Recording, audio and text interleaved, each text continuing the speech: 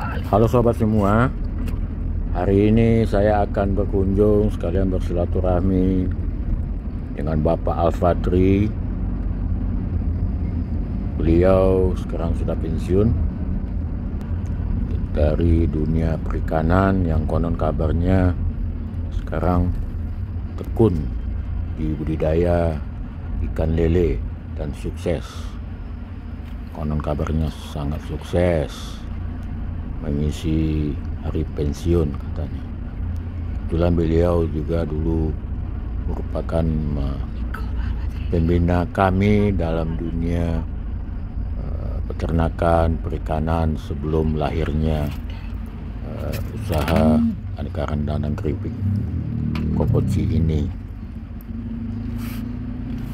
Mudah-mudahan beliau ada di rumah sekalian bersilaturahmi dan berbagi inspirasi tentang dunia lele.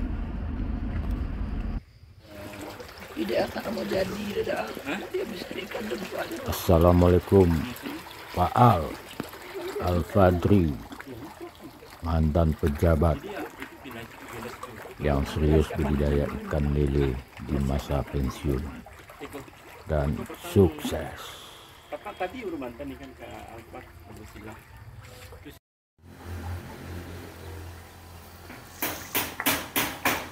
Ini apa nih Pak?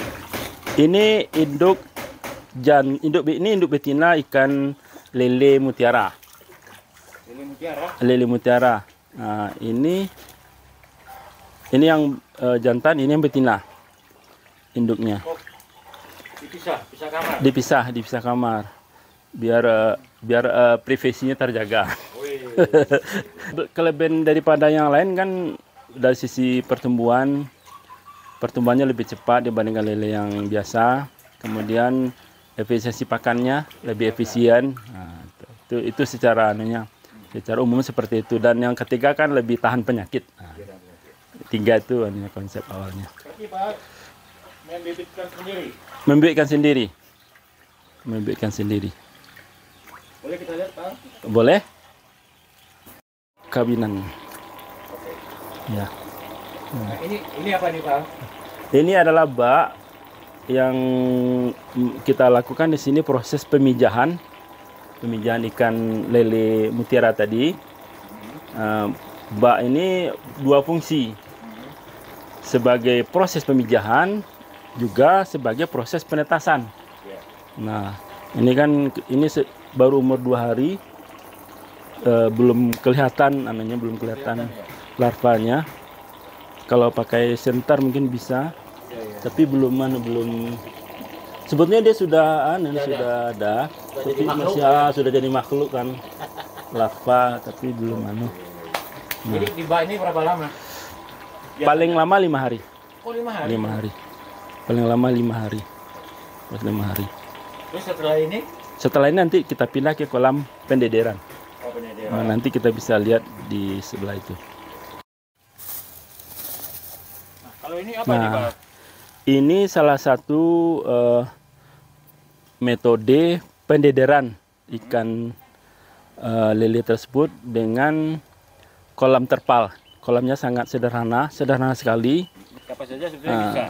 Tetapi praktis gitu kan. Praktis Hanya pakai terpal. Ya, hanya pakai terpal. Ini di sini sudah. Ini kedalaman 20 cm. Ini kelihatan ini. Lihat tuh Pak Ed. Nah, ini kan. Ini umurnya. Pendederan itu kalau bahasa ininya apa tuh? Pendederan itu bahasanya pokoknya pemeliharaan ikan dari larva umur 5 hari itu sampai umur 21 hari. Ini kebetulan sudah umur 21, itu kelihatan tuh. Sudah masuk umur yang 21 hari. Nah, itu kan kelihatan tuh. Oh iya. Nah, kan. Nah, ini prosesnya. Ini mungkin kalau dari bak sana, pindah ke sini. Nah, nanti dari sini sebulan, di waktu 1 hari paling lama atau sebulan dipindah lagi ke kolam berikutnya tuh. Ini mungkin P1 namanya, nanti ke sana lagi P2. Nah, P1 dan P2. Muncul sebentar lagi muncul tuh. Nah, ini kolam bulatnya apa nih Pak? Nah, ini kolam bulat ini salah satu sistem pembesaran dengan kolam bundar namanya kan, kolam bulat kan. Mungkin ini ikannya mulai dari umur sebulan. atau 1 jari lah, sebulan 2 bulan sampai di sini bisa sampai panen. Sampai panen. Nah, bagi yang tidak punya lahan sempit, bisa. Ini salah satu pemanfaatan lahan sempit kan. Dia punya lahan sempit tapi ingin usaha. Nah, inilah salah satu solusinya kan. Di kolam bundar katakan, kolam bundar. Kolam bulat, kolam bundar. Praktis sekali. Nah, ini. Lihat Pak ini. Wah, ini ternyata Pak Al punya lahan cukup nih. Nah, ini termasuk pendederan. Iya, ini pemdederan. Kalau yang tadi sistemnya kan di kolam terpal. Nah, ini yang di kolamnya kan. Di kolam beton. Di kolam beton. Nah, kolam beton ini juga baru umur 21 hari. 20 harian lah mungkin besok gue dipindah. Ini kelihatan nih ikannya. Nah, tuh. Tuh, nampak tuh kan. Ini gede di atas lidi sedikit lah ya. Sebesar lidi. Ini banyak nih. Kalau malam banyak sekali tuh anunya Pak Ed.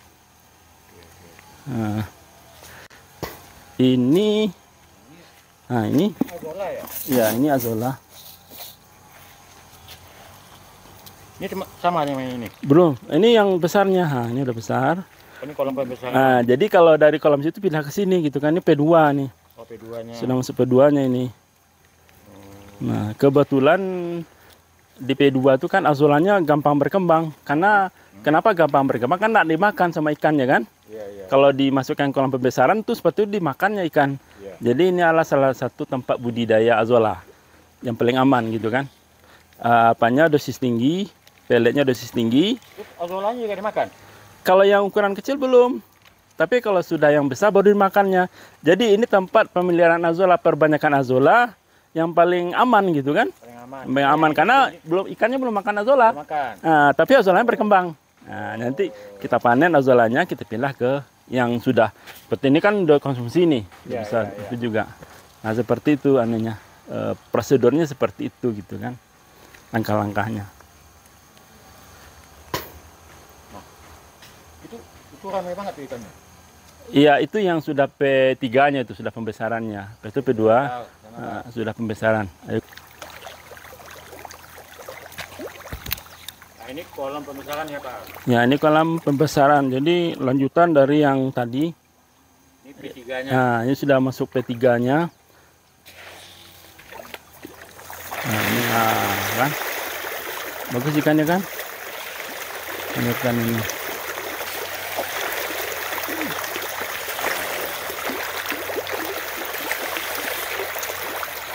Sampai dikonsumsi. Nah, sampai ukuran konsumsi. Jadi di sini memang masih ada tahapan anunya Pak Ed, masih ada tahapan seleksi. Nanti kita seleksi yang sudah bisa masuk ukuran untuk dijual gitu, dikonsumsi. Nanti yang kecil kita pindah lagi ke kolam yang lainnya. Nah, jadi belum semuanya nih. Belum semuanya untuk cocok dengan ukuran dikonsumsi. Masih disortir dulu kan. Masih ada yang kecil gitu kan.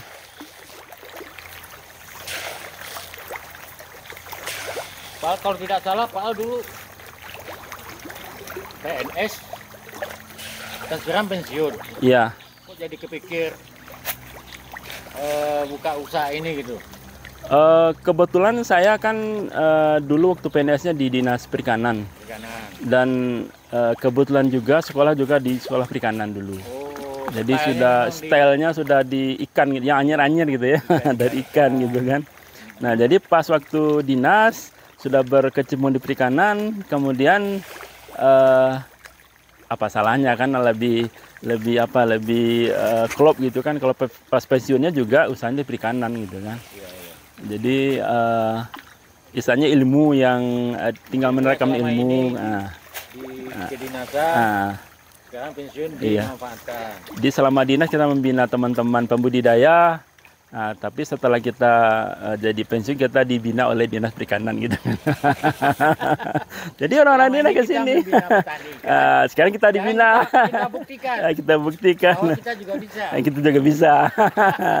Itu Pak Ed. Nah, kita juga bisa kan? Nah, itu anunya. Tapi kebahagiaan kan di situ. Iya, mungkin kebahagiaan tuh itu yang paling penting ya Pak ya. Iya, di situ anunya. Pensiun itu ya kalau dipikir sebetulnya makan tidur juga udah ditanggung negara kan. Iya. Sebetulnya. Ternyata bisa lebih memberi manfaat sesuai dengan bidang dan ilmu dan Iya. yang penting hati senang ya Pak. Hati senang. Yang penting hati senang, bahagia. Hati senang, uang dapat. Ya, uang dapat gitu. Tapi kata orang kan cari uang dari hobi itu lebih gitu ya, lebih bahagia gitu kan. Bahagia Mungkin seperti itu katanya. fokus ya Pak. Ya, seperti Pak Ed kan juga tuh. Iya. Orang anak IPB. Hobi masak, hobinya dagang, Cocok kan. walaupun hanya tukang randang. Walaupun tukang randang, tapi cocok lah kan. Cocok. Yang penting kan menghasilkan Iya. dan Tapi intinya lagi kita kan usaha, yang namanya hasil wallahu alam ya, rezeki kan raib ya. apalagi ini usaha makhluk hidup ya. Nah, usaha makhluk hidup kan. Lihat ikan makan juga kita senang kan. Nah, lihat senang, senang gitu. Nah. Oke, kita lanjut kolam terakhir. Nah, ini kolam pembudidayaan yang terakhirnya kan. Nah, ini yang memang siap Ini yang terakhir. Iya, ini yang istilahnya yang siap siap panen, ini siap jual lah cuma kan. Nah, ini siap jual. Kalau di sini sudah siap jual nih.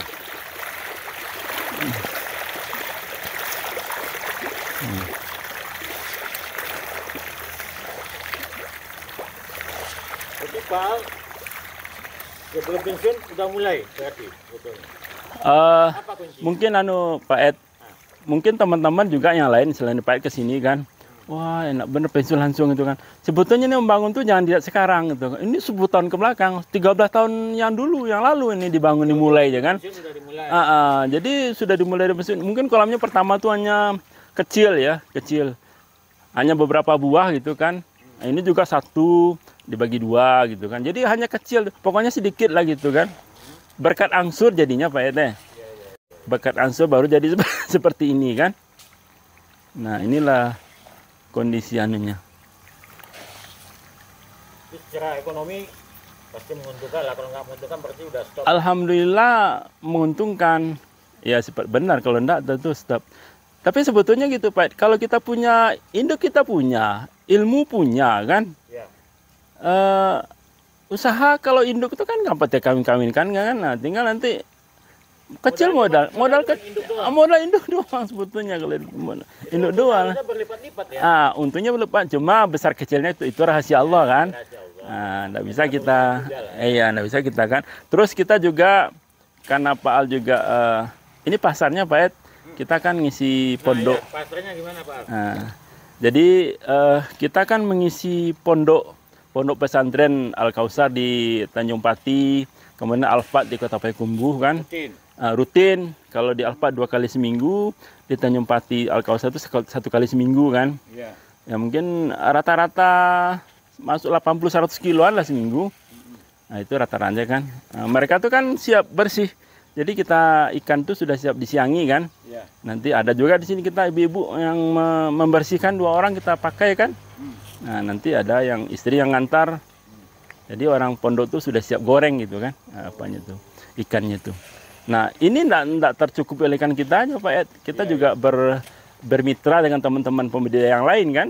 Ada yang di Talawi, di Mungka, di daerah Lareh gitu kan. Nanti kita tinggal calling-calling ikan panennya kapan gitu kan. Nah, itu. Cuma kita yang belum bisa men-set. Misalnya si A panennya tanggal sekian, betul tebar sekian. Nah, itu yang belum bisa. Dia kadang-kadang ikannya sama banyak, sama masih ada. Itu yang sama sekali panen gitu kan. Nah, itu anehnya Pak Ed. Kelemahannya. Mudah-mudahan nanti dalam jangka panjang bisa kita bisa diperbaiki kan. Nah. Sama dengan saya nanam singkong juga jangan sekali sekaligus. Nunggunya 1 tahun. Ya seperti itu lagi kan. Harus ada tahap-tahapannya mestinya kan. Harus ada berbagi berstep-step. Kira-kira pesan buat ya buat kita semua lah. Buat kita semua lah ya. Punya style perikanan atau fashionnya. Iya, mungkin pesannya gini Pak Ed, kebetulan saya kan pensiunan. Jadi tentu sebelum pensiun tentu aktif pegawai ya. Ya, ya. Pegawai itu kan bukan hanya pegawai negeri, mungkin dia pegawai BUMN kan, pegawai anu lah kan, yang dulu waktunya banyak untuk pelayanan publik gitu ya. Nah kemudian untuk pensiun kita harus bersiap-siap gitu istilahnya kan. Iya, iya. Kita harus bersiap-siap. Apa kegiatan Apa kira-kira setelah pensiun? Karena masalahnya antara pensiun dan aktif tuh memang seperti membalik telapak tangan gitu dari keuangannya ya. Membalik telapak tangan gitu kan. Jadi jangan sampai kaget gitu kan. Nah, kaget kan. Nanti sampai kaget pas pensiun tuh kok malah kalau sekadar kaget sih masih masih aman gitu. Tapi kalau yang ada sampai stres pula nanti kan gitu kan. Nah, jadi memang perlu teman-teman yang masih aktif pegawai memang harus bersiap gitu kan, bersiap untuk pensiun gitu, menyambut pensiun gitu kan, dengan berbagai macam kegiatan tergantung yang yang keahlian masing-masing kan. Mungkin ada yang di peternakan, pertanian gitu kan, kebetulan saya kan di perikanan kan. Nah, itu. Atau setidaknya kalau PGU kan mungkin nanti siap untuk tanah disiapkan untuk apa? Untuk ladang gitu ya. Tapi ada juga yang Pak, ada juga yang katanya dipisahkan untuk warung. Ada yang teman-teman toko kan, warung kecil itu kan nanti jualan, ada juga gitu kan. Intinya memang harus dipersiapkan. Persiapkan untuk karena setelah pensiun panjang lagi gitu hidupnya ya. Saya nanya Pak, kenapa harus lele? Banyak jenis ikan yang lain. Sebetulnya Pak Ed, apapun usaha kita harus ingat. Bukan sama aja, intinya pasar. Pasar. Kebetulan saya penjaringan tuh pasarnya malah lele gitu kan. Makanya lele saya usahakan. Di samping lele sebetulnya saya juga punya usaha gurami, benih ya, benih gurami yang dikelola oleh istri kan. Nah, jadi juga punya benih gurami gitu kan. Jadi kalau misalnya mungkin Pak Ed pesan benih gurami juga bisa nanti saat atau teman lain gitu kan bisa juga. Tapi benih guraminya yang ukurannya memang yang kecil. Paling ukurannya umur sebulan 2 bulan gitu ya. Segede jari? Belum, masih kecil. Masih kecil, sudah besar kuku lah gitu kan. Nah, kalau di sini samping lele ini, Pak juga jual bibit gurami. Ada jual bibit gurami tapi yang dikelola oleh istri gitu ya. Oleh istri bermitra dengan petani. Bermitra dengan petani. Ada di situ yang yang kita dudukkan istilahnya kita pondokkan di situ. Yang mengelola lah gitu kan. Jadi pemberdayaan terhadap Nah, seperti itu Pak Ed. Mungkin itu yang bisa Pak Ed dibantu, mudah-mudahan ada manfaatnya bagi teman-teman. Iya. Bisa menimbulkan inspirasi ya. Baik yang pensiun maupun yang akan mau usaha apa gitu kan ya. Ya itu. Tapi intinya kata kunci itu Pak Ed, apapun yang kita usahakan kita pasar dulu lihat. Ya kan? Kan agribis ini kan. Pasar dulu lihat, pasarnya mana yang mungkin baru teknologinya gitu kan. Masalah teknis sebetulnya bisa belajar. Teknis bisa, sekarang Google banyak bisa dilihat di internet, tinggal buka aja belajar. Misalnya tanam cabai ada di situ kan, tanam apa gitu, ternak sapi ada kan.